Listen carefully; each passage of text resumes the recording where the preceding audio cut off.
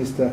Behrouz Afagh from BBC World Service Group, and you are there responsible editorially and managerially for all 32 languages services on radio, TV and online. It's very impressive for me.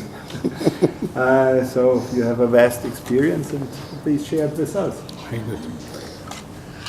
Thank you very much, Mr. Ambassador, and I should like to thank obviously all the organizers of this meeting, but particularly Article 19 and Zudwind for inviting me. I speak from the perspective of a media practitioner, from a broadcaster, and I think we very much feel palpably what Frank described as moment of escalation in attack on journalists. I think people have said that numbers probably don't really tell the whole story, but it's really important to remember that according to UNESCO, 540 journalists have been killed since 2007. This is probably the worst we could score in modern history. But the key thing to remember, the key trend to remember, is that most of the journalists, the great majority of the journalists killed, are local journalists working in their own countries, and less than 1 in 10 of these cases are ever solved. And for every violent death of a journalist, countless more suffer arrest, imprisonment, assaults, and other kinds of intimidation.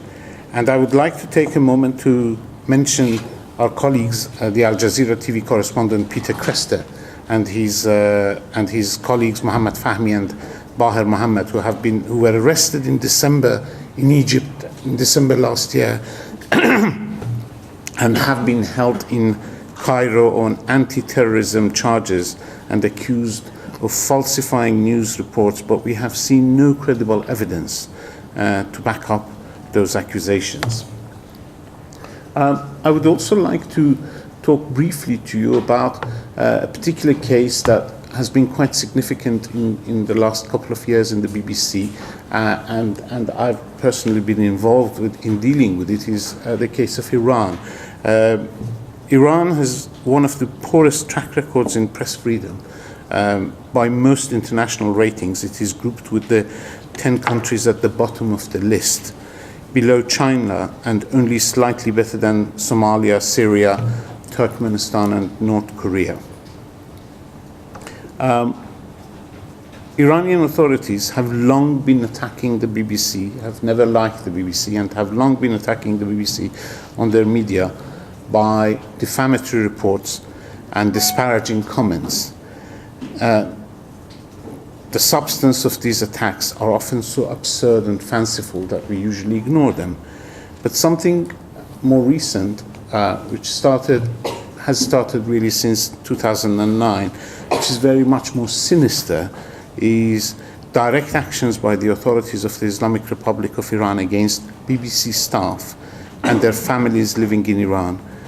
And these cannot be ignored. And this is not just about the BBC staff. A lot of other Iranian journalists working for international media, and indeed independent Iranian journalists, have been subject to these attacks. Iranian security officials have been arresting, questioning and intimidating the relatives of these people, have been confiscating their passports, searching their homes and making threats against them. These relatives have been told to ask the BBC staff to stop working for the BBC, to stop appearing on air, and to return back to Iran, or to secretly spy on the BBC for the Iranian authorities. Many of our Iranian employees who live in London are now fearful to return to their own countries. Most of them have come from there, grew up there, and became journalists in Iran, and they've joined the BBC in the last 5-6 years, but many of them are now afraid to go back to their countries.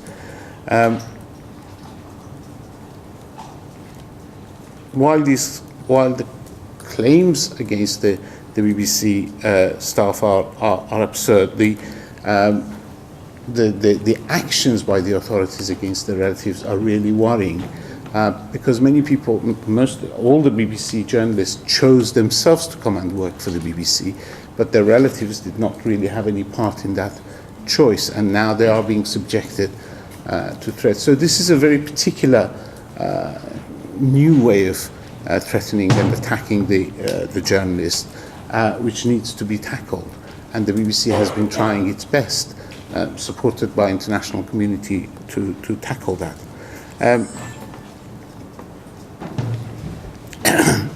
It's really important to see the plight of our colleagues in the BBC, very much in the context of other Iranian journalists working for other international organizations, international media, as I mentioned, but also the widespread new threat against the journalists all over the world. The BBC has a very firm commitment to ensure the safety of journalists, has been very much aware and has been very proactive in the last few years to support, if you like, the new growing solidarity among the global media community as well as NGOs to respond to these new threats. And it has been holding seminars, including other media organizations from around the world and NGOs in London. And one of those very important symposiums led to the London statement, which was submitted to Vienna as the preamble for the plan of action. And the key question in these meetings and in these really preparations has been, what can the media do? How should the media respond? And I think a couple of key points have emerged. One is that the media, including the BBC, need to take a stronger and more united public stand when journalists are attacked. Hence my presence here, hence the symposium that we had in the BBC, we've been holding in the BBC, hence statement of public support, for instance, from the BBC as well as other international media in support of the Al Jazeera colleagues who've been arrested in Egypt.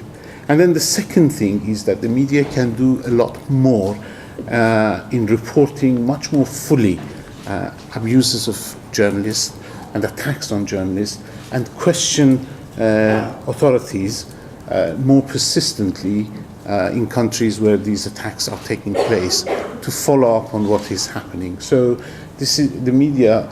I would say there is a very new sharp awareness among the media, who are subjected themselves to these sorts of attacks, that they need to do their bit as much as possible to help push back on these attacks on the media.